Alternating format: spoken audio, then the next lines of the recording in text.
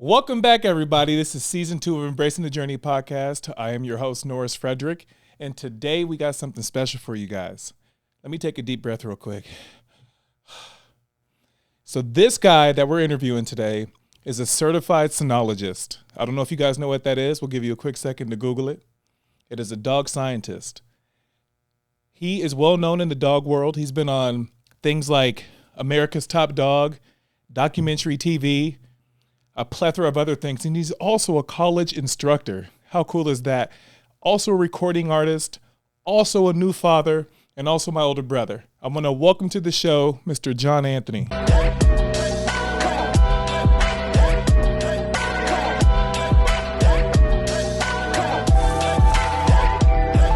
Thank you for having me. This is great. I love the setup. You know, This it was great. It was either between you or me, and I was like, yeah, you got too much. Let me go on and get me some real quick. It's beautiful, man. Embracing the journey. I love it. Cool. So, man, catch us up, man. So you just recently moved from Los Angeles over to Atlanta. Yes. What's all that looking like? We opened up a second location in Atlanta, Georgia, right outside. We're about 15 miles outside of Atlanta. We got a 12-acre facility, 12-acre property, complete with an indoor training facility, private lake. There's a lot going on. So don't hold back. You know what I'm saying? This is a smooth little audience. What facility are you referring to? We call it the canine. It's like the canine Coliseum. The property itself came with a warehouse that we've been renovating for the purposes of high-level working dog kind of deployment training. It's been great. Atlanta's a beautiful city. So far, they've been very welcoming. In particular, where we're at, Rockdale County, we have a partnership with the Parks and Rec out there. We throw events every month. We're helping with the police dogs, search and rescue dogs, Department of Agriculture dogs. So it's been great. So, is it safe to say you have been working with dogs for quite some time? Yeah, it's been about 10 years now. I think it's easy to get caught up on the amount of time versus the experience. And I think sometimes people will default, I've been doing this 35 years. Well, Right. You know, it's changed a lot in 35 years. Have you been relevant? There are people who were programming computers 35 years ago. Are they pertinent today? You know, if they kept sharpening their skills, they are. But I think in that 10 years, I've probably had my hands on around 10,000 dogs. Wow. So I have a question for you. Okay. So when you see these, like, because you said you work with the police department, right? Yes, And did you work with the police department in Los Angeles as well? I did. So what happens when there's a pursuit and there's a canine unit? What is the handler? Is it the handler? Handler, yeah. What are they doing to the dog while they're in pursuit of a suspect? Like, walk me through that. All right. That's an interesting question because it's going to be based on the handler. But I've noticed since I moved, there's also a lot of regional differences. The dogs generally are kind of conditioned on what the sirens mean. That's part of the training we go through is dog doesn't have a complete understanding of what the siren means initially. But after a time, they start to understand that siren means action. So these dogs can sometimes start amping themselves up. You know, the guy, girl, the handler is going to be talking to the dog. The dog is going to be spinning around, just getting really amped up. I've seen dogs evacuate in the back seat. And what would be the purpose of that? Just excitement, adrenaline, empty themselves out so that they're ready for the fight, depending on the situation. Because not all dogs are apprehension dogs. Sometimes you might get an interdiction call where it's a narcotics dog doing a search on the side of the freeway. Hold on. So if you guys don't know, so Mr. John here scored a 1550 on the SATs. So not all of us know these SAT words. So let's bring it back to reality for us real quick. So interdiction is like high-level drug trafficking, Okay. people trafficking. This is stuff that's generally taking place on the interstate, and these are big busts. They don't want Johnny Two Socks with an eighth of weed in his pocket. They want U-Haul full of people. They want a Mack truck full of fentanyl. They're looking for things that are significant. Right.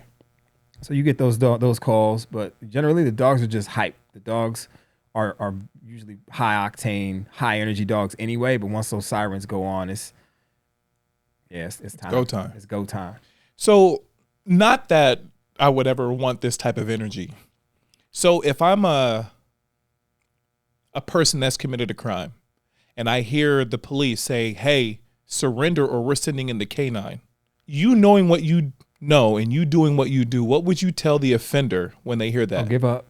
Why is that? Because you can negotiate with a human being to an extent, right? Like once they've said, I'm going to send the dog and gotten that legal requirement out of the way, I'd say 7 times out of 10, 8 times out of 10, they're sending the dog. Once that dog is sent, there's no more negotiation. Even if you give up, you just saw last week or a week ago, there was a guy who gave up, put his hands up, was on his knees. The cop still sent the dog. That's what you're looking at. So, if I'm a bad guy, depending on where I'm at, as soon as I hear those words, all right, it's over with for you. I'm surrendering. I'm gonna come out with my hands up, or I'm gonna lay down on my stomach. I have no weapon, or whatever the situation is, I'm giving up. Especially if it's a dog we've trained, I think it's important to give up. I was just gonna ask you about that. So these are dogs that you train, and I remember a few years ago, you were still living in Los Angeles, and I was watching the news, and there was a high-speed police chase that ended in Oceanside, California. Oh yeah, I remember and I that. called you, and you were like, "That is a dog that I've trained." Yeah. And you said something really interesting. You said that dog knows the correct places to bite, to puncture. What does that mean to a person that doesn't know much about dogs? So understanding that a person is presumed innocent until proven guilty, and that there's a chance they may not have committed the crime in question. You want a dog that's sent, an apprehension dog that's sent to target places that are going to be maximum pain, but minimal soft tissue damage. You don't want digits, you don't want genitals, you don't want eyes and ears and things like that. So we teach dogs. We have 7 pain centers where we send dogs: biceps, triceps, quads, calves, shins. It's going to be devastating. The body can only take so much pain before it shuts down. You can think of something like childbirth. Right. The body is breaking a bone. Like the body just shuts down at an extent. We want the dog to target those places, bite with a full mouth all the way back to the molars, and stay there until the situation has been de-escalated and the dog is no longer needed and the officer outs the dog. So I think, for us, our dogs are getting hundreds, if not thousands of reps going to those places. I'm a personal believer that when a dog has too many options in terms of where they're going, when they're not taught to target, they get decision paralysis. And these are the dogs you see coming in hot until about 3-4 feet, and then they're slowing down because they're looking everywhere. Our dogs aren't doing that. Our dogs are going to hit you at top speed because they know where they're going. And we give them a primary, secondary, and then a third option, so that if we ever get called into court, we can show all of our training records and be like, this is why the dog went here. This is why. And the person, God forbid, they're innocent, but if they get to the point where they're non-compliant and the officer sends the dog, that's between them and the dog. But we won't be responsible for having sent a dog or trained a dog that maims someone. Right. I love that. We're going to take a quick commercial break. We'll be right back. Different. Strange. Offbeat. Visionary. Genius. Amazing. What makes you different makes you great. Embrace your punch. All right, welcome back to Embracing the Journey podcast. So I got a few more questions. So as a dog owner myself, do we not give enough credit to how smart these animals are? Yeah, I think we are at this point just scratching the surface. When most people think of a working dog, they think of a police dog. We have dogs that smell human remains, smell narcotics. We have conservation dogs that can scent specific dogs that can smell a turtle or an egg and then go look for that, finding potentially extinct species. We have dogs that, Seattle in particular is one of the international hubs for illegal shark fin exportation to the U.S. They cut these fins off the sharks and put them in soups and different types of food. Seattle port is like ground zero. Wow. So there are dogs who are actively working the ports looking for things like that, bones and shark fins. So COVID dogs, therapy dogs, cancer detection dogs. So I think as the world's needs change, we will continue to find new practical usage for the canine. And that's part of what we're doing with our animal assisted intervention program and our LED 21 program. I love that. So let me ask you this. And it's cool because I get to like ask anything I want. But so let me ask you this. Have you ever worked with a dog that you've actually been afraid of? Oh yeah, like weekly. Do you show that fear? Because my understanding is like dogs can sniff that out. Dogs can, without geeking out too much. There's certain things they have in their nose that allow them to differentiate between food and non-food, a mate and non-mate. And cortisol is an actual smell. So when a person's stressed or feared and their body's surging cortisol, the dog can absolutely smell it. Even if you're like calm and cool on the surface, they can smell it. I think a healthy amount of respect and fear for these animals is important, and not debilitating fear. But some of the dogs we're training have titanium canines, and they've actually literally killed people in other countries. And you get a dog like that, get in your kennel, and the dog, it's like, all right, well, we have a dog like that actually, and I keep whole frozen turkeys on the property, because I'll tell him, get in your kennel, and he'll show his canines, show his weapons. And at that point, I go get a frozen turkey. I throw it to him. He drags it off in the woods, and I'll see you tomorrow. Like, I'm not going to die trying to get you in a kennel. Really? Yeah. Ooh. This guy can't take his dog anywhere else. Like, he actually lives in San Diego, right outside San Diego, and brings his dog all the way to Atlanta when it's time to take a vacation or, anything like that, because he can't leave the dog anywhere. Really? Yeah. The dog's a maniac, but he's cool.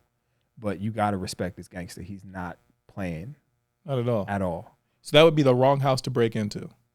I would probably leave my money and wallet, Like, you know what I mean? This is now reverse robbery. I'm sorry about the inconvenience. You just keep everything. Right. Yeah, no.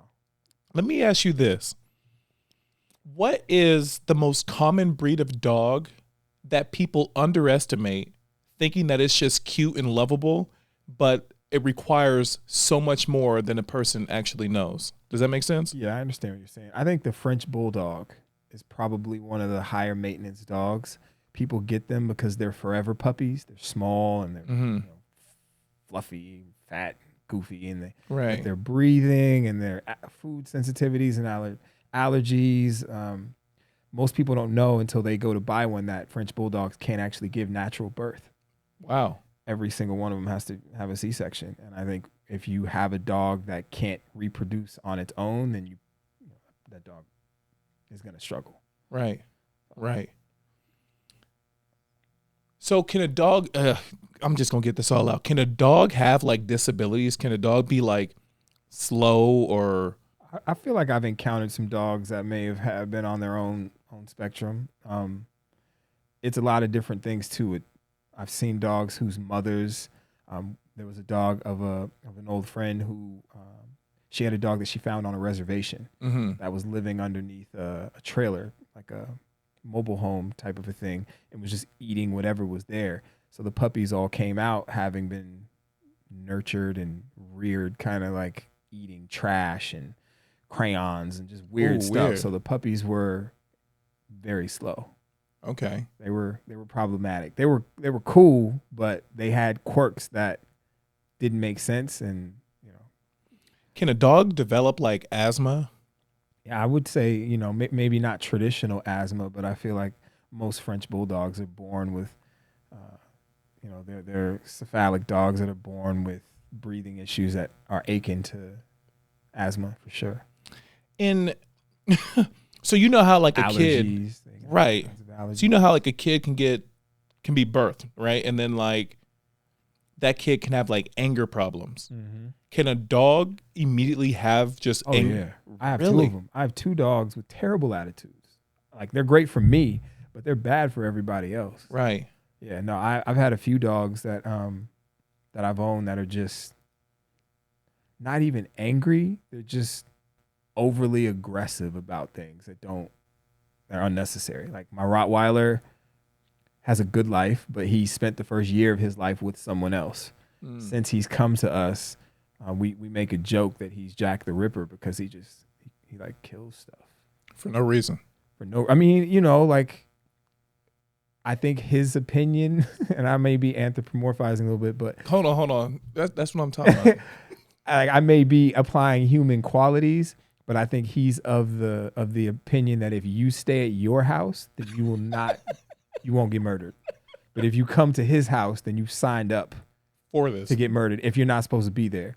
So he's gotten boar and chipmunks and chickens and guinea fowl and rabbits and Just out there hunting. Yeah, he's not actually eating them though. Like if he were eating them or bringing them back to me, then we'd bond and we'd be buddies. But he's just destroying them, which is super weird and uncomfortable. I'm going to ask you, because I remember you called me one morning.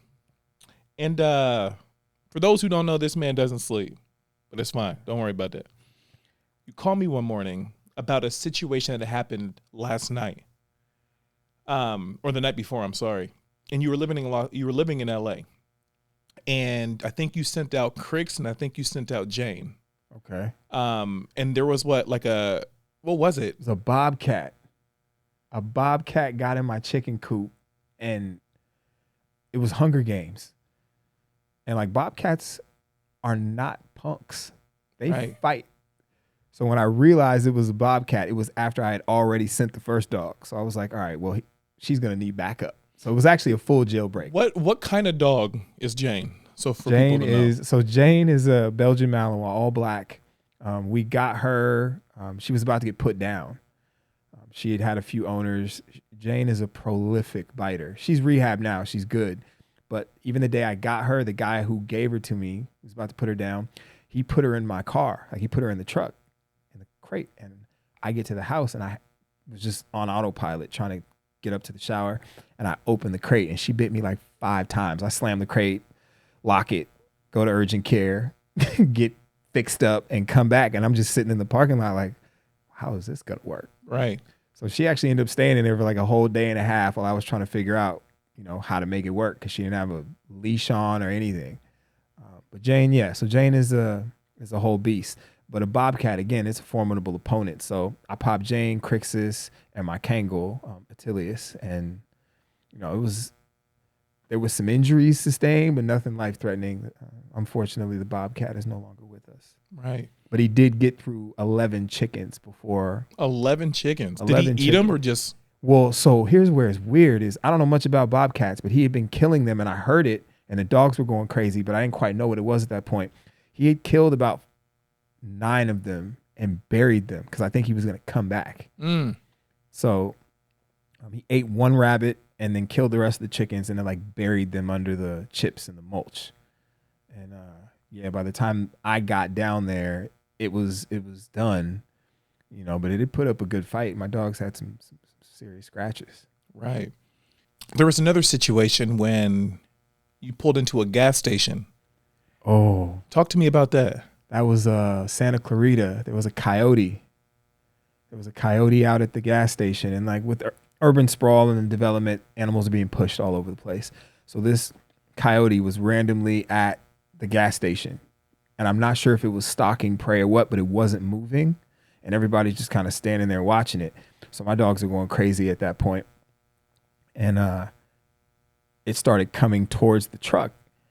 And in my mind, I'm like, there's some real savages in this truck. This is bad biology. You should be at your house or your den or whatever's going on, like on the side of the freeway at a gas station. So he starts creeping and my dogs had just had enough. So they jumped out and chased it down. I called them off. Thank God we work on that. I called them off and was able to call them back. But yeah, my dogs are very familiar after having lived in LA in the mountains with coyote, and they are vehemently opposed to the existence of coyotes. Next week on the Embracing the Journey podcast. What is being a father like? For me, it's a mix of like joy and complete terror. Almost every day. When I was sitting in the waiting room before she was born, I hear the nurse say, "John, are you ready?" And you're like, "Am I ready for what?" And then the phone just hung up. She looked at me and was like, "Champ, it's time to scrub in." Now, I am a champ, right? But only one of us went to Harvard to do this. So I had no idea she was talking to me. So I turn around and look behind me and I'm like, who are you talking to?